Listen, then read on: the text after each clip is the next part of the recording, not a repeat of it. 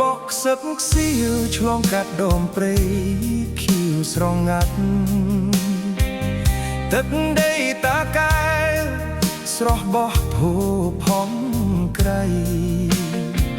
ភ្នំជីសូអើយជួយឆ្លើយប្រាប់ផងដួងហាតីថាបងស្រឡាញ់ស្រីនារីក្រមុំតាកែវសក់ខ្មៅរលោងញញឹមស្ងួតស្ងន់គ្មានពីសាច់សក់ใจភោផងសំជាកុលធីតា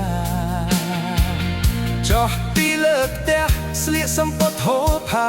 មួងរងរឿងថ្លាធ្វើឲ្យចិត្តរើដាណាចង់តែចូលដងតឹងថ្ងៃ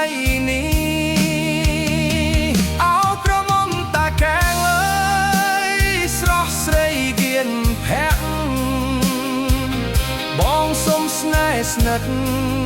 មិនគិតប្រែព្រួលឡើយទោះដីហូរហែឬទឹកទន្លេបាំងត្រាយបងនៅតែស្រឡាញ់ស្រីក្រមុំតាកែវ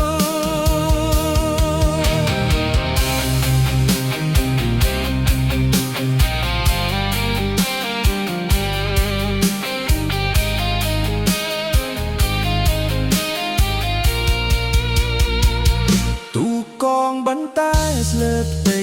បឹងទន្លេបាយោសំលេងសូសក់ដងហើយហៅរកគូ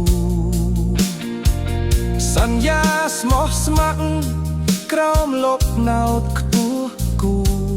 សូមឲ្យស្នេហ៍យឺនយូរអង្បែងដល់ថ្ងៃចុងក្រោយតាកែវស្រុកកំណើតស្នេហ៍បងសូមថែដួងចិត្តស្រីរហូតដល់ថ្ងៃជីវិតខ្សែ